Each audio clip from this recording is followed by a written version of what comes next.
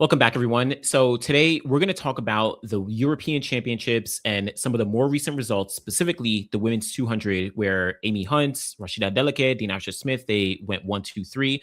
I already spoke about the 100 meters on both the men's and the women's side. So, check out that live stream that I did. But today we want to dive in and talk about this. This 200 was very, very exciting. I thought it was actually an all around good race. And we have a few others, the men's 400 final, and then also some controversy in certain semifinals as we're looking forward to a few more finals. So check the timestamps below. You can fast forward to any part, but we got to talk about this women's 200 meters as, again, Amy Hunt, gold medal, Rhasidat Adeleke, silver medal, Dina Smith, bronze medal. There's a lot of different storylines in this one race that really have to be unpacked. We'll talk about a few different things here. First off, Amy Hunt. 22.19 seconds to get the gold medal, her second gold medal of these European Championships. She already won the 100 meters a few days ago. Now she doubles up, gets the 200 meter gold medal. Her focus for these championships is to get 4 gold medals, the 100, the 200, the 4x1, as well as the mixed 4x1. We'll talk about those relays in a second, but she has a very good shot. And I think this was probably the bigger hurdle for her at these championships. The 100 actually was probably the more competitive event, but I think even I, in my preview, had thought that this would be a lot more competitive than I guess the result ultimately shows, but the race was actually very competitive. Rhasidat Adeleke, 22.28 seconds for the silver medal, and Dina Smith, 22.29 seconds for the bronze medal. Now, Rhasidat has been dealing with so many injuries over really the past 2 years, right? She had to pull out of the World Championships last year due to an injury.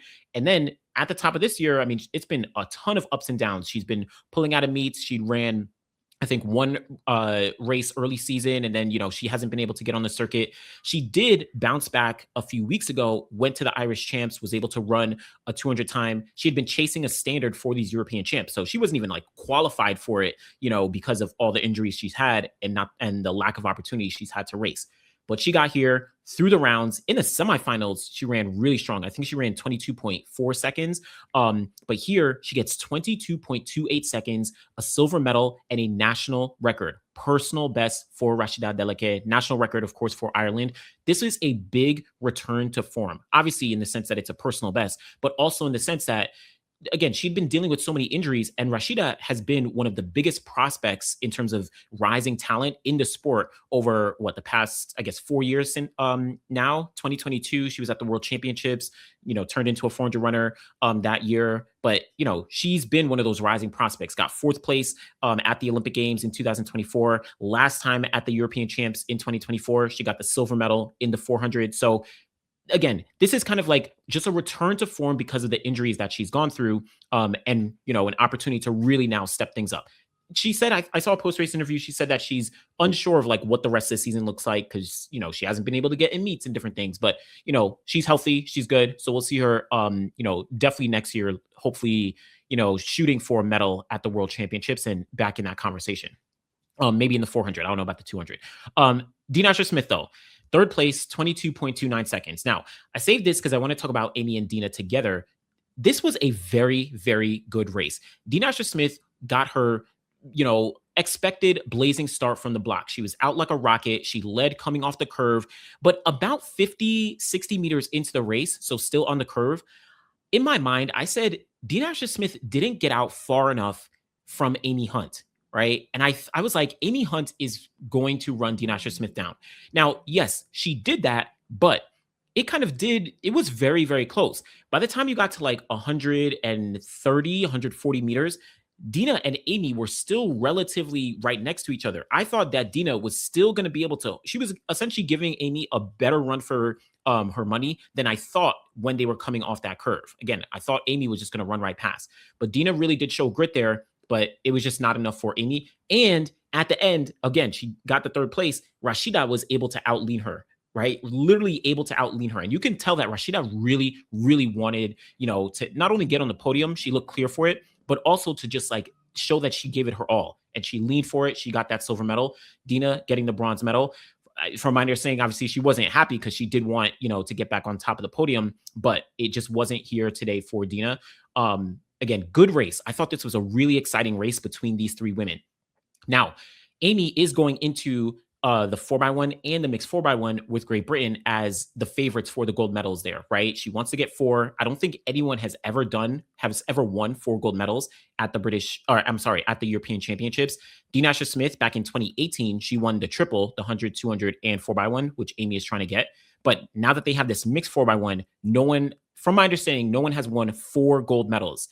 Maybe there's someone who's done the 4x4 and 4x1 and then also 204. Like, I don't know. Someone could cross check me in the comments, but this is going to be, something that Amy is looking for. Now, obviously, there's also been the conversation around Amy and Dean Asher Smith having, some tension, maybe some things behind the scenes. This kind of even popped up earlier in the year during the indoor season when Amy and Dina were, going, I don't know if it's like back and forth, but, they were, the top dogs in Great Britain when it comes to 60 meters. But here now Amy is like replacing. I saw like some things in the news of like, Amy versus Dina and glam. Like, I don't know, they're trying to play it up, obviously. But there is that aspect of Dean Asher Smith obviously dealing with multiple setbacks, coaching changes, and all kinds of things over the past couple of years, and not, reaching those performances that we've seen from her in kind of like 2018 or essentially 2022 and prior, right? She's not been at that point. And then Amy Hunt is kind of like stepping into the role as the top British sprinter, getting a silver medal at the world champs last year, winning the European champs, 100, 200 double, winning, British champs the past couple of years as well, actually beating out Dina. So there is like a lot of competition. I know people saw they gave the side hug after the 200, but it is what it is. We'll see. But they're going to be coming together for the 4x1. And I assume mixed 4x1 later on this week. So that'll be interesting. But shout out to Amy Hunt. Let me know what you think about kind of like this Amy Hunt versus Dina thing. And then also like Rhasidat in general, like her rise, her comeback from injury and all that. Now, let's quickly, I'm going to move over and talk about the men's 400 because this actually happened yesterday, and this was actually a really, really good run. Shout out to Matthew Hudson Smith. He was able to get the gold medal, his third gold medal at the European champs in the 400, 44.17 seconds. So big performance for him. This is literally at home. He literally grew up in Birmingham. He was super emotional afterwards. He was speaking about how, he grew up like 9 minutes from here. He's seen like how everything is changed. Like this was his home. And he said that this was likely his last European championships. He's already 31 years old, if I'm correct. Well, actually, no, he's turning 32 at the end of this year. He said that the Olympics in 2028 is obviously going to be his focus. And, European champs is just going to have to take a back seat, right? He doesn't like the heavy training and like, everything that goes into being a high quality and world-class 400 meter sprinter, at least behind the scenes. So, it's just not going to make sense for him to be at Euros in 2028 while he's focusing on the Olympics. And it makes sense to kind of end his European career at home in Birmingham, right? So big performance for Matthew Hudson Smith. He obviously loves to play with the crowd and play with people in a sense. But, he was healthy. I was concerned because I was like, yo, this is like Matthew's time. He's been consistent. He's been great. So shout out to Matthew Hudson Smith, 44.17 for the gold. You had Kunta from France, 44.40. He ran a really strong race in the semifinals. And then you had Jonas from Netherlands, 44.41 seconds for the bronze medal in the 400. Big shout out to all these guys. And then just real quick, also in the 400 hurdles, we did see Emma Zaplatalova. She also got the gold medal.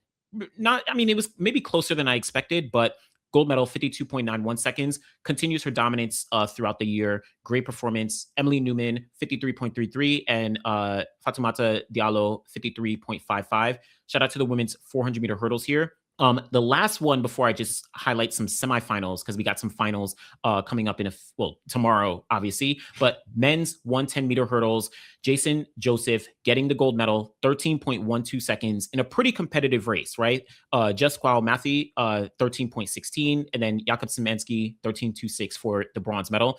Shout out to Jason Joseph. He's been repping Switzerland for some years on the main stage, global stage, worlds, Olympics, et cetera, et cetera.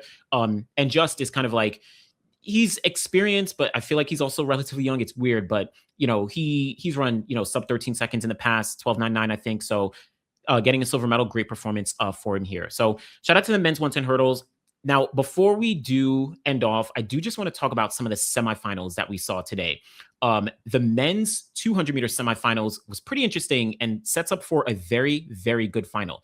We have Owen Ansah, who got the bronze medal in the 100, and I know there was some controversy about denying a test, because it would have conflicted with his flight, something like that, all that. But 20.04 seconds for personal best in the 200 here in his semifinal. Zarnell Hughes, he won his semifinal in 20.05 seconds. I think he has already run 20.04 at the British Champs this year, so he's in some great form, and he was comfortable. He was chilling. Actually, second place to him in his heat was Timothy from Switzerland, who ran 20.09 for personal best. In the first semifinal was Desalu, who ran 20.08. But Zarnell Hughes, he by far looked the best out of all these guys throughout the semifinals. 20.05, he was behind Timothy as they were coming off the curve, but then Zarnell just ran right by him, or not right by him, but he looked to the side. He was like, yo, I'm good. This is 50 meters out. So he started to cruise a little bit. Timothy, he was really, really working until about 10 meters to go. Then he took a look to his side and he saw that he was clearly safe in second place. And, he got that personal best. But Zarnell looks good. And when I'm looking at a field like this, Owen set a personal best. Desalu, he's close to his personal best, even though this is wind aided, right? So plus 2.9 versus the other guys were legal wind. Timothy, he just set a personal best with Zarnell Hughes looking way more comfortable. It's going to be hard for any of these guys to really take down Zarnell Hughes unless Zarnell kind of stays stagnant and doesn't actually perform to the ability that he's capable of, based on his form right now, and just in terms of his personal best and his consistency under 20 seconds and all that stuff. I mean, y'all remember Zarnell ran 19.7 last year and didn't get on the podium at the World Championships, right? And one of the it was crazy. Zarnell is the guy in this field based on form, based on, all-time talent and all that stuff. So, but if he's caught slipping, then someone could really step up. So shout out to all the guys who are going into the final in the men's 200. Women's 400 semifinals. This was also, listen, everyone is here. Everyone is here and everyone is in some good form. We got Natalia Bukvietska. I've been saying, and a few of y'all a few weeks ago reminded me, yo, she shows up for championships. We saw what she did on the mixed 4x4 where she ran a 49-second split. Now in the semifinals, this is 400-meter semifinals. She runs 49.57. She's back. She's back in it. Then you have Leaky Klaver, 49.71. She did run a personal best earlier this year on the Diamond League, but I guess the question now is, can she carry that through into the final? Because she is more notorious for some inconsistencies when talking about the 400. Then you get to Henriette Jaeger, 49.08 seconds. Great performance. She won her heat. My bad. She won her. I'm just cross-checking all the heats and stuff like that. Henriette Jaeger. And then you have Ludaris Manuel, of course, world indoor champion, 49.81 seconds. So this is a very, very competitive 400 that we're looking at. Ludaris actually finished second place to Natalia. I was just kind of cross-checking that here in the semifinals. Ludaris and Henriette going into this were the clear favorites. It was going to be one of them is going to probably take the win. Henriette, she had had the edge this year, having beat out Manuel a couple times, this year. But now that you add Natalia, she's the defending champion. She ran 48 seconds to win that gold medal, European gold medal in 2024. And she's back in form.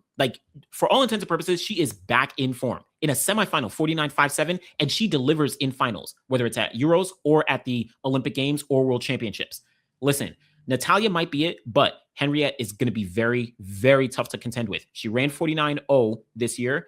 Ludaris, she's also going to be tough to contend with, right? She's run 49.2 this year.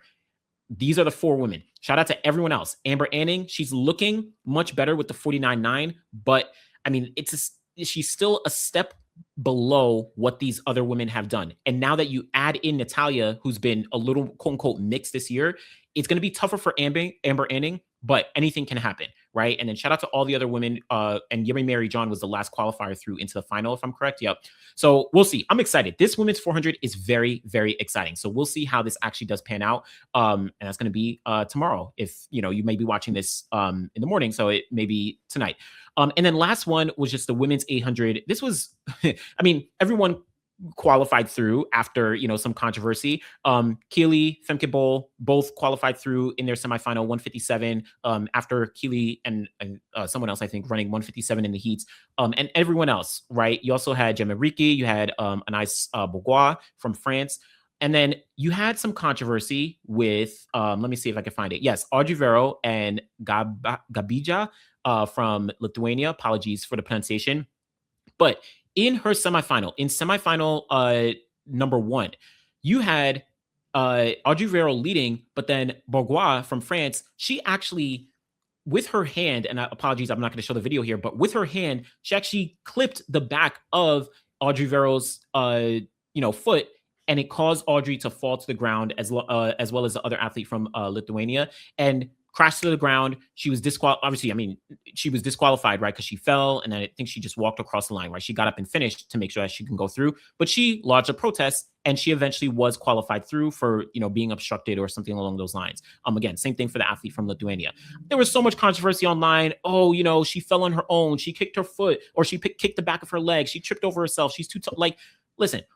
There's very clear video that we saw from Bourgois actually, and I hope I'm pronouncing correctly, but from her hand, hitting the back of Audrey Vero's foot. And it's not intentional. It's just the fact that they were both running, and as she's like doing her arm swing, Audrey Vero just happened to have her leg kicking back, and it hit her hand, and it caused her to trip up and fall. That's all it is, yeah. Like, Audrey Vero, she was appropriately put in the final. I know people are trying to say like, she shouldn't have been there. People are like saying even like, oh, the British are like, listen, yeah. At the end of the day, the top women are in the final. I think Audrey Vero was appropriately put in the final, and we're going to be served up with a great race. Imagine we didn't have Audrey in this 800-meter final, where you have Keely, who's run, obviously Audrey has run 153. Keely has run 154. Femke and Bourgois have run 155. Gemma Ricci, I think, has run 155 or 156, something like that, right?